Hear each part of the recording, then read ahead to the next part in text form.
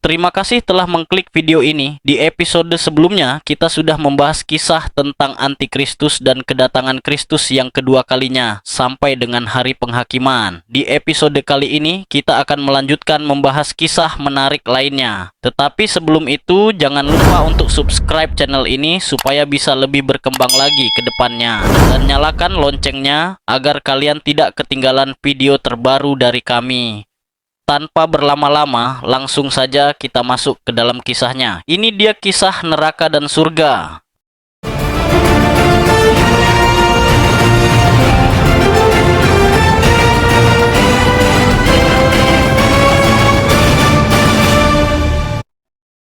Di akhir kehidupan, manusia akan menghadapi dua tujuan akhir, surga atau neraka.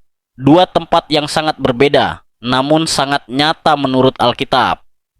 Kisah ini akan membawa kita menyelami gambaran keduanya dan keputusan yang harus kita ambil sebelum segalanya terlambat.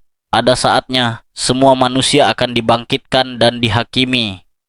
Dalam Wahyu 20 pasal 11-15 disebutkan tentang takhta putih yang besar. Semua orang, besar kecil, akan berdiri di hadapan Tuhan. Buku-buku dibuka, termasuk kitab kehidupan. Mereka yang namanya tertulis di dalamnya akan masuk ke surga. Yang lainnya dilemparkan ke dalam lautan api. Dalam Lukas 16 ayat 23-31 tertulis, orang kaya itu juga mati, lalu dikubur. Perhatikan kata-katanya, orang kaya itu juga mati. Bilang sama teman Anda, yang kaya aja mati, apalagi kamu. Orang kaya itu juga mati, lalu dikubur. Ada banyak orang yang berpikir dia tidak bakalan mati, saudara-saudara. Sombong, minta ampun, berzina, menipu orang, dan hidup dalam dosa. Tetapi ayat ini berkata, orang kaya itu juga mati, lalu dikubur. Dan sementara ia menderita sengsara di alam maut, ia memandang ke atas, dan dari jauh dilihatnya Abraham, dan Lazarus duduk di pangkuannya. Lalu ia berseru, katanya, Bapa Abraham, kasihanilah aku, suruhlah Lazarus, supaya ia mencelupkan ujung jarinya ke dalam air dan menyejukkan lidahku, sebab aku sangat kesakitan dalam nyala api ini. Bayangkan sudah sampai neraka saja masih nyuruh-nyuruh orang. Ayat 25, tetapi Abraham berkata, anak, ingatlah bahwa engkau telah menerima segala yang baik sewaktu hidupmu. Perhatikan kata dari ayat 25. Tetapi Abraham berkata, anak, ingatlah. Berarti orang kaya yang di dalam neraka ini juga adalah anak Abraham. Bukankah ini sesuatu yang mengerikan? Bukankah anak Abraham bagian dari bangsa pilihan? Bukankah kalau dia anak Abraham, berarti dia sebetulnya orang percaya? Tetapi ayat ini berkata, tetapi Abraham berkata, anak, ingatlah bahwa engkau telah menerima segala yang baik sewaktu hidupmu, sedangkan Lazarus segala yang buruk. Sekarang ia mendapat hiburan dan engkau sangat menderita. Ayat 26, selain daripada itu, di antara kami dan engkau terbentang jurang yang tak terseberangi, supaya mereka yang mau pergi dari sini kepadamu, ataupun mereka yang mau datang dari situ kepada kami tidak dapat menyeberang. Ayat 27. Kata orang itu, kalau demikian aku minta kepadamu, Bapa, supaya engkau menyuruh dia ke rumah ayahku. Ayat 28, sebab masih ada 5 orang saudaraku, supaya ia memperingati mereka dengan sungguh-sungguh, agar mereka jangan masuk kelak ke dalam tempat penderitaan ini. Ayat 29, tetapi kata Abraham, ada pada mereka kesaksian Musa dan para nabi. Baiklah mereka mendengarkan kesaksian itu.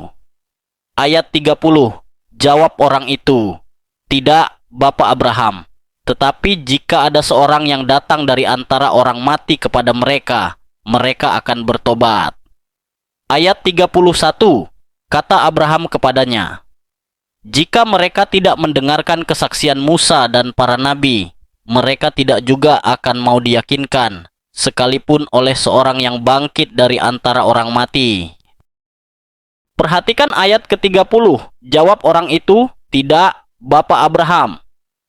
Berarti jelas buat kita bahwa seorang ini seorang yang mengenal Abraham, dan orang ini adalah orang yang dikenal oleh Abraham. Tetapi yang menakutkan sekarang adalah dia ada di neraka. Sekarang pertanyaannya adalah, kira-kira di neraka ada orang Kristen tidak? Kira-kira di neraka ada orang Hindu tidak? Kira-kira di neraka ada orang Buddha tidak? Kira-kira di neraka ada orang Islam tidak? Dan di neraka ada orang ateis tidak? Jawabannya ada. Kita perjelas dulu bahwa ada orang Kristen di neraka, ada aktivis gereja di neraka, bahwa ada hamba-hamba Tuhan di neraka.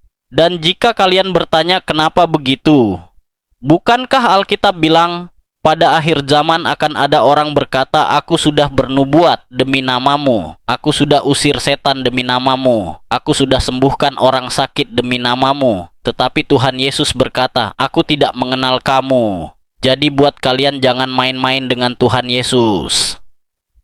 Sekarang inilah waktunya untuk serius. Kenapa Tuhan yang baik menciptakan neraka buat manusia?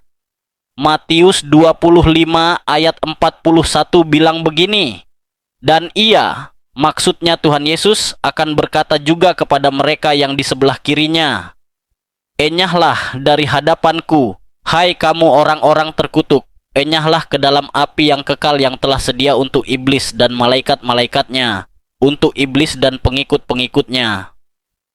Saya berani katakan kepada kalian, Allah saya terlalu baik. Allah tidak pernah menciptakan neraka buat manusia. Dan untuk apa neraka diciptakan?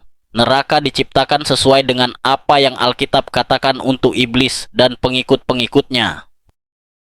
Sangat jelas bagi kita bahwa neraka tidaklah diciptakan Tuhan bagi manusia, namun diciptakan Tuhan sebagai tempat hukuman bagi pemberontakan malaikat yang kemudian menjadi iblis serta malaikat-malaikatnya, atau bahasa yang kita pahami adalah pengikut-pengikutnya. Dan jangan sampai kita ikut dengan permainan iblis itu, karena yang mengerikannya adalah orang yang di neraka itu dipanggil oleh Abraham sebagai anak, dan orang itu memanggil Abraham sebagai bapa. Berarti bangsa pilihan, berarti orang Kristen, berarti orang yang sudah ditebus oleh darah Tuhan Yesus masih bisa masuk neraka. Dan saya percaya darah dari salib adalah anugerah untuk menyelamatkan kita. Tetapi yang saya tahu, pembenaran bukanlah garis akhir, pembenaran adalah garis awal. Dan ketika kita sudah dibenarkan, Alkitab berkata, tetaplah kerjakan keselamatanmu. Berarti setelah kita dipilih Tuhan, kita masih dalam perjuangan. Iblis mau kita jatuh, tetapi Allah mengutus rohnya. Selama kita berjalan dalam kebenaran, selama kita tidak terpedaya oleh tipu daya iblis dan dunia ini, kita akan bertahan. Dan Alkitab bilang orang yang akan bertahan sampai kesudahannya, itulah yang beroleh mahkotanya. Surga, tempat kemuliaan abadi, menggambarkan keindahan, damai, dan janji kekal yang menanti orang-orang percaya setelah kehidupan di dunia ini selesai.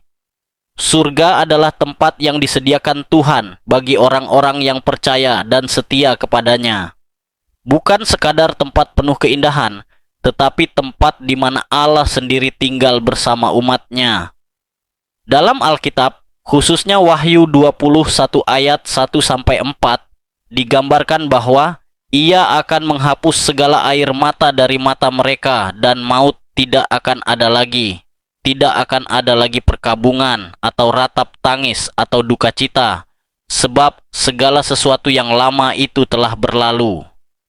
Ini menunjukkan bahwa di surga tidak ada lagi penderitaan, tidak ada kematian, tidak ada air mata atau kesedihan, tidak ada penyakit, dosa, atau kejahatan, apalagi makan dan minum ataupun keinginan daging. Sebaliknya, semua orang yang masuk ke sana hidup dalam sukacita, damai, dan kehadiran Allah yang kekal. Siapa yang masuk surga? Mereka yang menerima Yesus sebagai Tuhan dan Juru Selamat.